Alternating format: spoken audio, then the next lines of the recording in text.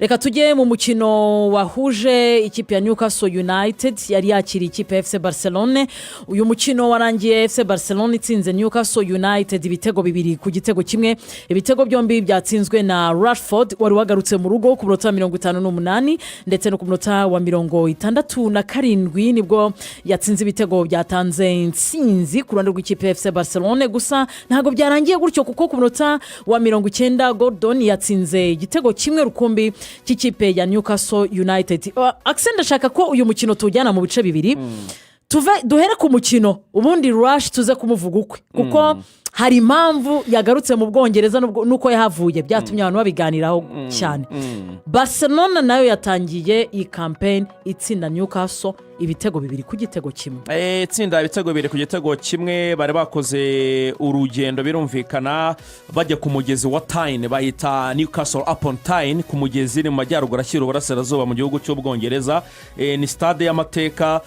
Stade ya Newcastle ni imwe mu stade akomeye cyane. Ni stade yakira imikino Olympique ya 2012. Ni stade yakira imikino y'igikombe cy'isi cya rugby 2015. Ni stade rwose ifite vibe zo mu rwego rwo hejuru. Barca rero yari yagiye nko wari ubivuze ni ibitego 2-1 byatsinzwe n'umuvandimwe Marcus Rashford. Mwanabibonye ko Coach Tuchel umutoza w'ikipe y'igihugu y'Ubwongereza yari ahari muri stade ariho akitegereza cya Rashford akivuga ati muhungu wanjye babage rwose nzakwifasha mu minsi iri imbere. Ibitego 2 rero ku minota 58 ndetse no minota 37.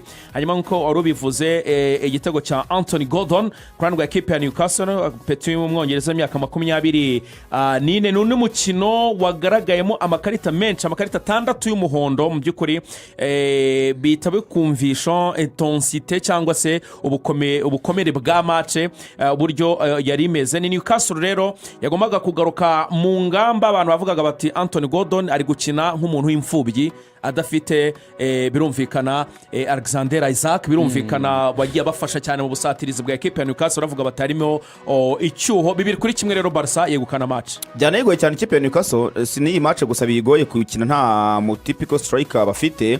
Abantu benshi banibaza impamvu umutoza adafata umwanzuro wo kuzana uyu musore w'umudage baguze witwa Vortemed cyane ko ari umwataka typique. Bikaba byatuma noneho Anthony Gordon asubira ku ruhande akaba yaca ku ruhande urundi bakacisha wenda Harvey Barnes cyangwa se nundi, kubera ko iyo bakize Gordon kuri attaque babisa naho nyine bari gukina badafite umuntu baserive imipira. Wabonye ko igitego Gordon yatsinze ni uyu musore Vortemed nyuma yuko agiye mu kibuga asimbuye yakira umupira bituma noneho Bruno Guimaraes babona uko bawudekara mu mpande baza kwihindura atsinda igitego. Bivuze ngo nyine hari karita dafite z'umwataka typical striker kubera ko abataka baba pivot hari uburyo bazi kwakira umupira ya mipira badegaje cyangwa se bazanye akayikina na bagenzi be cyangwa se akayikira ku mpande ujyubona kuri Harry Kane.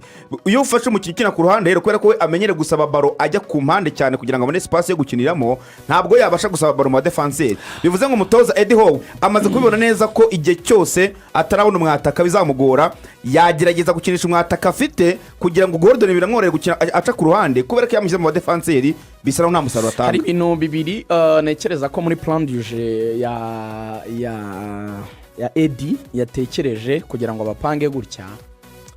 Maybe it didn't work out uko yabitekerezaga, ariko that was the philosophy behind yo gukina gutya.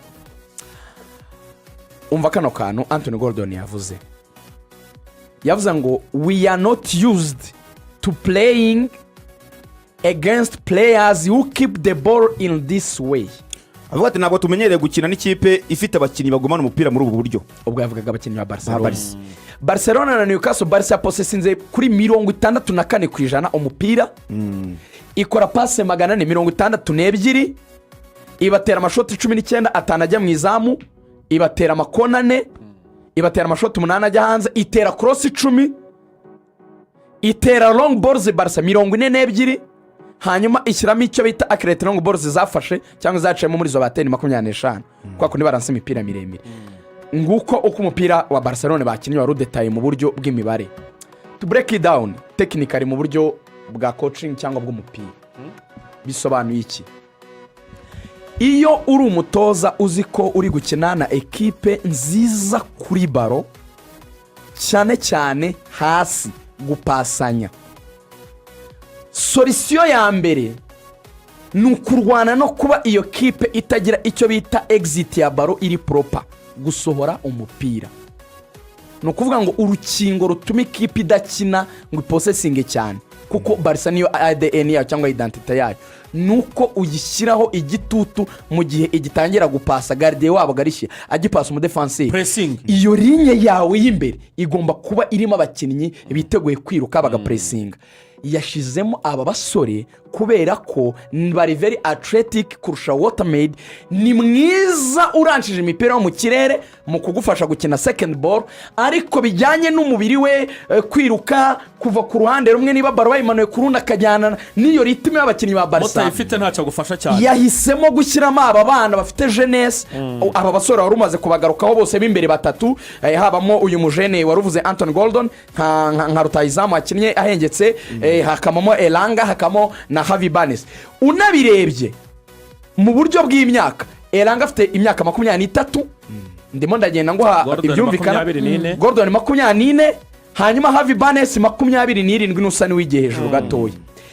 Kubera iki rero yashakaga ko baro zitinjira muri zone irimo Frenkie cyane na Pedri cyane, cyangwa se nizinaza baze kuzisebera inyuma cyane, defense ntibashe kuziserva byoroshye ngo zigere muri ba Frenkie na Pedri cyane. Uzi impamvu?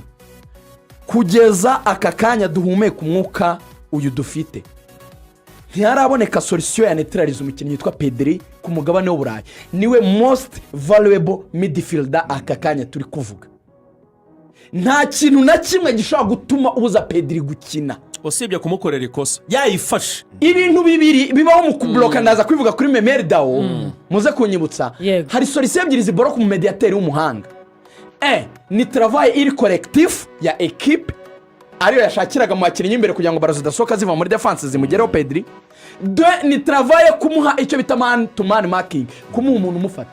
Pedri yarapimwe agaragara nk'umuntu ushyitse, nta kintu wakora, arayisohora nimugeraho, nushaka kwikuraho nikosa, nukora biri ni karita y'umutuku uravamo. C'est du génie, nta kindi uvuga. Hari abantu Imana ikamuha gusa, abantu bakigana umupira bagakura nayo kumwe akabari igitangaza. So mediane ya Barca rero n'ubundi bya bindi yashakaga gukumira yuko baro zitinjiramo ari nyinshi ngo akore pressing, still yabashije kugumana umupira, niyo mpamvu ageze 64. Icyari gikenewe rero ni ukuvuga ngo ko bari kuyijyana ninde rero za kuyikoresha neza. Ariho wabonaga umutoza yavuze ati ku myaka ya Lewandowski par experience niwe ngiye guprefera kurusha uyu mwana witwa Ferran Torres wari umaze igihe abanzamo. Aravuga ati ikipe ya Newcastle ifite abakinnyi barebare, akenshi nituzajya turansa imipira yo mu kirere, nubwo Barca yagiye igerageza bashaka Rafinha, ahari bishobora kuza kuba nabyo byadufasha nitugerageza wenda gukina hasi tudakina mu kirere cyane, kuko ni barebare ba Bale na ba Fabian Schär, kuko Barca ubundi ishaka gukora ama transition, hari ukuntu ikore kukaza bamara kujya mu kibuga cyabo bayifata bakajugunya ndende zo mu kirere ziza zisanga Rafinha. Niyo mpamvu Rafinha atagaragaye, nuko imikinire ye yo gutegereza ama long balls aza agahita yiruka mu migongo wa defenseur, abakinnyi ba Newcastle ni barebera bayikuragaho. Ninde rero agombaga kudebloka situation? Byari kuri Rush ufite profile ya Lamine Yamal. Impamvu ebyiri zonyine ko uri kugarashaka kubuzana Man nabi. Oya, ahubwo ndashaka ko tugenda ko tuzi Kigali. Ebyiri zonyine, imwe ya Rashford. Rush n'umukinnyi utarigeze ata class, kuko class ni ikintu umuntu Imana imuha, ni don, ni Imana. Ni nko kuvuga ngo Rugangura ni umunyamakuru mwiza mu kogeza, you can take it away, niko ameze nyine. Ushaka kubyiga, ushaka kubyigana, ariko Rugangura he remains the same, niwe nyine. Ibyo uri kubyiga unabyigana, ariko Imana yarabimuhaye. So ibyo rero bitandukanye no kuba umukinnyi nta class afite akaba ashaka kwigira. Rush yabuze umutoza bahuza, ariko ntigeze aho umukinnyi w'umuswa. Ikibikwereka ari mu bakinnyi ba graduates ari bato muri academy ya Man U, babasha kumenera muri equipe ya mbere, abasha gustepinga in aheka equipe atarataninga imyaka 21. Hano hari udustatistike dukeya cyane kwa Rush kuri match y'ejo yakoze ku mipira 34. Yego. Muri pase 38 yagerageje 29 zaciyemo, yatsinze ibitego 2, n'ubundi buryo bubiri yagerageje amahirwe ashobora kuba yabyara ibitego, akora clearance 3. Urumva ubwo clearance ubwo tuba twagarutse kuri defanda gufasha ekipe akora recoveries 6 recoveries ubwo nimeze biterigani recoveries 6 recoveries ni nko kwaka imipira nyine no kugarura imipira n'ubundi yajyaga mu izamu noneho kugarura ikintu atanga long balls ebyiri ziri accurate hanyuma ariko ubwo Rashford match 5 amaze gukinira Barcelona amaze gutsindamo ibitego 2 atanga n'umupira umwe wavuyemo ibitego no kwanga amaze kugira uruhare mu bitego 3 mu mikino 5 ibitego 2 umupira umwe wavuye mu gitego muri match 5 muri Barca hari kandi kantu rugaje ugiye gutukomerezaho binatuma abana umutoza yamukinishije uriya kuva mu kibuga uteye amashoti atandatu ku izamu my friend ushobora gukina match 5 utaratera amashoti anagana ku izamu utarabona uburyo uteramo ishoti ikindi kintu yaganyije duel enye cyane katire duel ganye abantu bamubura imbaraga yajyaga muri adversaire inshuro enye akamujyana baro bivuze ngo Barcelona bikeneye umuntu nk'uwo uza kuganya duel hahandi batakaje baro cyangwa se bari mu kirere arawugarura ati kubera imbaraga z'umubiri bigatuma bamukinisha ku ruhande arigoga rero usoza ku kintu warunsabye uvuga ati rwose mu masegonda makeya dore ikizakubwira uko umuntu aba ameze sobanura kano kantu mite nsoza Rashford yavuze ngo I'm full of excitement mfite ibyishimo byinshi bidasanzwe I'm very motivated kandi mfite motivation twita motivation no mu kinyarwanda byumvikana ariko motivation iyo umuntu ari motive umuntu uri cyato yapfa kubyumva ngo motive mfite nk'ibintu biri kuntera imbaraga biri kunsunika akanyabugabo kisumbuyeho kuba motive ibintu bigutera akanyabugabo nka ko nabwira umuntu ngo okay uhembwa 100 ariko akanuga akora turarengaho agira dati mandi shawo nabibonye aho yararenga so anakoresha n'ijambo ngo kandi ngo ari determine ishyaka mfite ishyaka mfite n'ishyaka ubwo yatangaga message hakuze uzi none ahantu ahise arasa icyuma handi wanyu muri mani yavuze ngo the quality that we've got in the team excites me ubwiza bw'abakinnyi dufite mu ikipe yacu nibwo buntera ubu bwuzu abakinnyi rero bari babanjemo ikipe ya Barcelona ni ikipe ifite abafana batari bakeya hano mu gihugu cyacu ndetse n'ahandi hirya no hino ku isi bashobora kuba bakumva ururimi rw'ikinyarwanda guhera ku muzamu wabo Galicia ni umusore uje ino saison Yohan Galicia kunde iburyo Gerard Martin ibumoso Kubarsi na kapiteni Araujo bari mu mutima ba myugariro Ewana bose uvuye hano muri defense imbere Barcelona ubuzi kugiye gupfa Pedri, De Jong, Rafinha, Firmino Lopez, Rashford, Lewandowski umva ko amakipe afite za defense idafite Yamal Lamine Yamal na waruhari ba Daniel Rumeyo ngo babananiwe nibo binjira ubwo nabo ngo baba bari hanze ikipe ya Newcastle no yari ipanze nk'ikipe iri nyumbani iridiminiwe muri no minsi ifite ibibazo bitandukanye Pop Trippier ari iburyo Livramento Ban na Charles kapiteni wabo wo mu minsi itambutse mu mutima wa myugariro Bruno Guimaraes na Maneri Tambaro usigaye cyambara Tonali na Joelinton ni mediane yabo barutezamo abo beza nabo Banz Elanga iburyo na Anthony Gordon wari wagarutse nyuma y'ikarita y'umutuku yabonye bacyana ikipe ya Liverpool yaratarongera gukina umukino n'ikipe ya Newcastle nibo 11 rero bari babanjemo kurane rw'ino kipe ya Eddie Howe. Newcastle yatsinzwe ibitego 2-1 bya Rashford ibona ikimoza amarira cya Anthony Gordon. Iyi match nziko namwe mwayikurikiye hirya no hino ku mateleviziyo yanyu mwiguriye mwayibonye gute? Barcelona mwayibonye gute ikipe ya Newcastle muri iyi minsi mu gushaka uburyo irimo ikina n'amakipe akomeye nk'uko twayibonye ikina na Liverpool ubwo yayisuraga iratangira hejuru cyane minota 15 iratangira hejuru cyane ifite abasore banyaruka hariya imbere ntekereza ko nayo mpamvu Voltemade batiriwe bamushyira mu kibuga mu rwego rwo kugira ngo atica umuvuno wabo wo kunyaruka imbere banyarutse imbere baranahagera ariko iyo minota 15 ku ruhande rwa ekipe ya FC Barcelona irangajwe imbere no muzamu wabo Garcia abagumisha mu mukino ariko nkuko twabonye kwa Liverpool nyuma y'iminota 15 indi 15 ikurikiye irabagora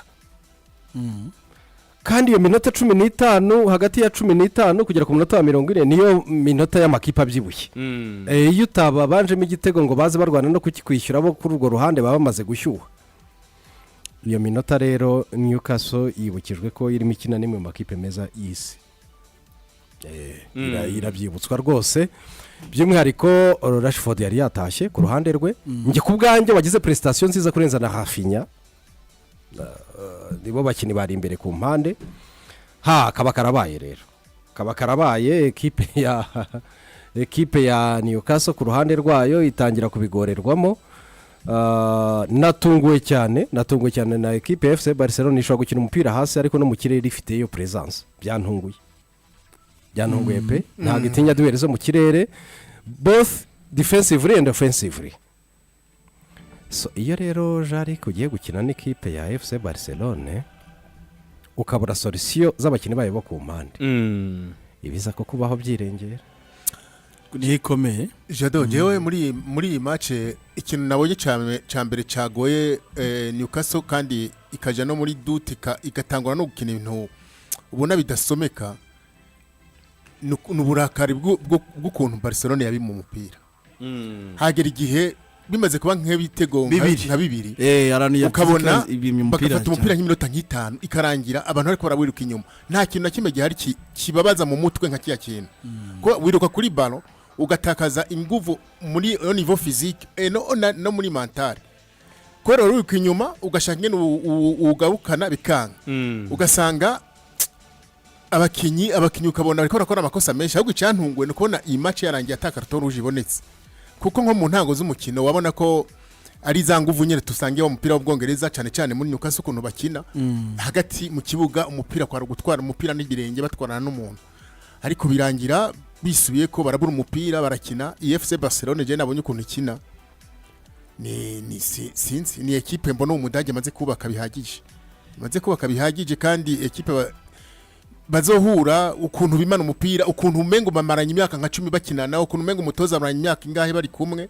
Hanyuma na credit kuri Rashford, ubushobozi bw'aba bahungu bo hagati mu kibuga bagenda banahinduranya kuko bana bafite ari benshi kandi bose bazi gukina.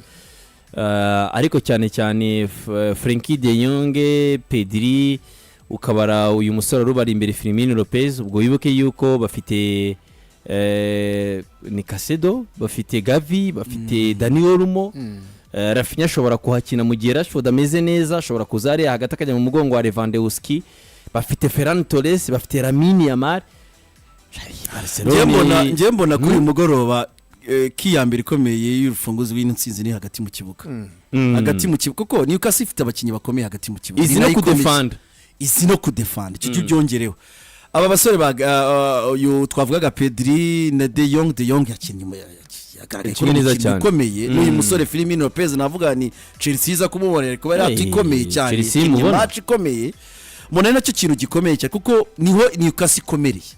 Na Barcelona kuba ari ikomeye ari n'abakinnyi b'abatekinisiye mbona ko byagore cyane bano basore bo hagati b'ikipe ya Newcastle. Wari umukino wageranye Newcastle yagomba kuba yabonye ibitego, ariko kudatsinda ibitego uko iminota yagendaga baga very frustrated mu mutwe, ari kwinanirwa mu mutwe buri. Ibitego rero kinyuranye mbona cyabaye ni exploit, ni exploit individuel. Igitego cya mbere cyo ni timing nziza ya Rashford, ni exploit individuel ni byose amuhawe, ariko ku rundi ruhande ni ubundi buryo bwo gushaka igitego. Twavuze Mediane, ariko urebye nk'umupira Jules Koundé yarakinye ku mugoroba, abafana bavuga ati tubabajwe no kubona kuri uyu mugoroba Jules Koundé atakinnye, ngo hakinye Dani Alves. Niko bafana ba Barcelona bandika ngo tubajwe no kubona Jules Koundé ataje gukina ngo akaza gukina Dani Alves. Urumva match amaze gusa nka umukinnyi mwiza kuri ruhande. Jules Koundé yakinye umupira uteye ubwo. Niyo Mediane muri mu muvuga yabaye igitangaza FC Barcelona. Ntago byari bukunde iyo Jules Koundé waserutse muri mugoroba batameze kuriya. Yego Jules Koundé yari Jules Koundé inverted. Kuko urebye nk'igitego cyane utanga presence hagati udatinya no kujya hafi y'urubuga rw'amahina rwa Division. Wewe igitego cya mbere yari yatanze ira sante ari hafi y'urubuga rw'amahina rwa Newcastle kandi ashize nk'iminota nk'itatu. Hari umupira yasubyijemo ari mu rubuga rw'amahina ucaye Juriza bakina nka Hakimi. Wa mugani ni Dani Alves Pro Max. Ni Dani Alves wari ari ku munsi w'ejo. Wajya kureba rero kuri ino kipe nanone ikindi kintu Desire. Nkazana Newcastle ni ikipe tuzi ko zifunga zihamya ari ediyo bakagufunga ukaba furisitire joelington uyu musore w'umutaliyani tonali kongeraho gimareshi wabo bari bafite bani ibumoso kugira ngo yegere livramento bari bafite kapiteni wabo wa zamani shari yegereye tiripiye babirukanyije tiripiye ageze araguduka aravuga ati ndagudutse oya nicyo kintu nabonye kuri Barcelona tansiyo kuri Varese na Newcastle fizikoma kuri icyo kintu St James Park babanza kukwica erega zijya pase bakina udupase kurute bahanahana hagati mu kibuga we ukuntu bakina ukabona ntabwo bwo gutakaza umupira kubera tekinike biyemera birananiza cyane gusa adversaire yo yiruka ku mupira umwanya muremure atawufite atakaza imbaraga nyinshi urabona barahana udupase ukazabona acometse ari bibiri ku busa bayimye umupira ikipe iragoye gukina pe hakabamo ikindi kintu rero nubwo ikipe yaba ari nziza burya kugira ngo umupira w'amaguru byose wizere ko hari icyo wageraho ekipe igomba kuba yuzuye impande zose